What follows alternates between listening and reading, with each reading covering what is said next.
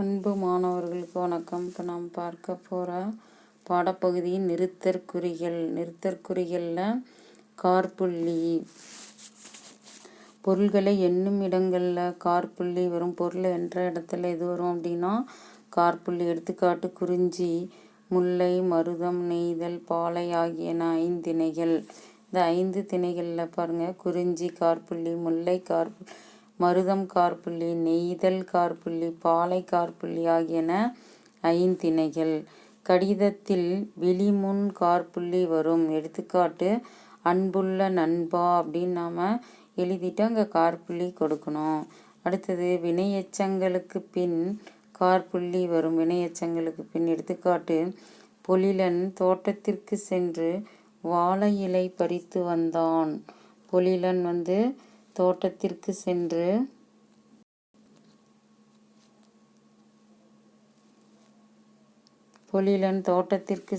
வாழை இலை பறித்து வந்தான்.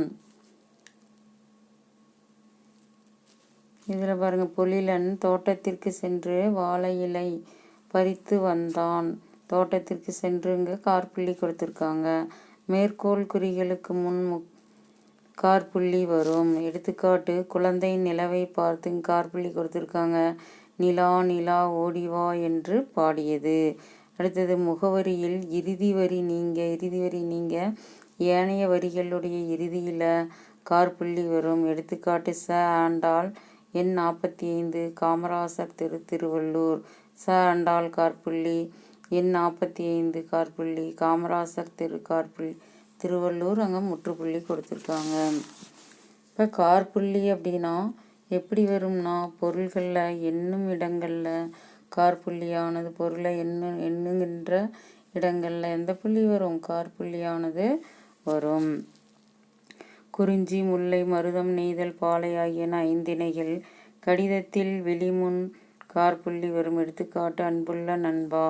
வினையெச்சங்களுக்கு பின் காற்புள்ளி வரும்.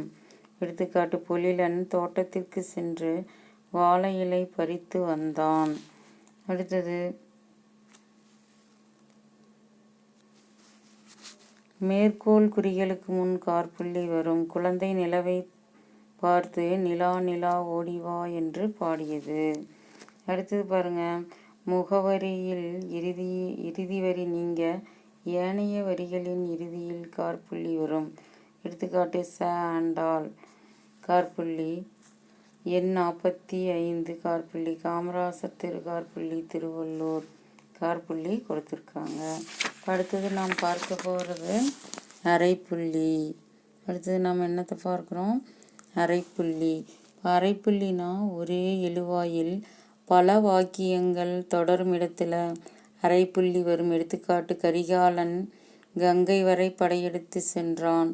கனக விசயருடன் போரிட்டான். கரிகாலன் கங்கை வரை படையெடுத்து சென்றான். கனக விசயருடன் போரிட்டான்.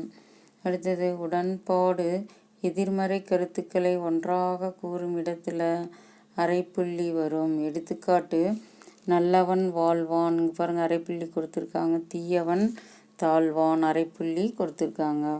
ஒரே எழுவாயில் பல வாக்கியங்கள் தொடரும் இடத்துல அரைப்புள்ளி வரும். எடுத்துக்காட்டு கரிகாலன் கங்கை வரை படையெடுத்து சென்றான். அரைப்புள்ளி கொடுத்துருக்காங்க. கனக விசயருடன் போரிட்டான், முற்றுப்புள்ளி. உடன்பாடு எதிர்மறை கருத்துக்களை ஒன்றாக கூறும் இடத்துல அரைப்புள்ளி வரும். எடுத்துக்காட்டு நல்லவன் வாழ்வான். இங்கே அரைப்புள்ளி கொடுத்துருக்காங்க. தீயவன் தாழ்வான். இப்போ என்ன மாணவர்களே, இப்போ நம்ம நிறுத்தற்குறிகளில் காற்புள்ளி அரைப்புள்ளி பார்த்தோம். இப்பாடப்பகுதி நன்றாக புரிந்ததா மாணவர்களே? பாடப்பகுதியை நன்றாக படித்து பாருங்கள் மாணவர்களே. மீண்டும் அடுத்த வகுப்பில் சந்திப்போம். நன்றி, வணக்கம்.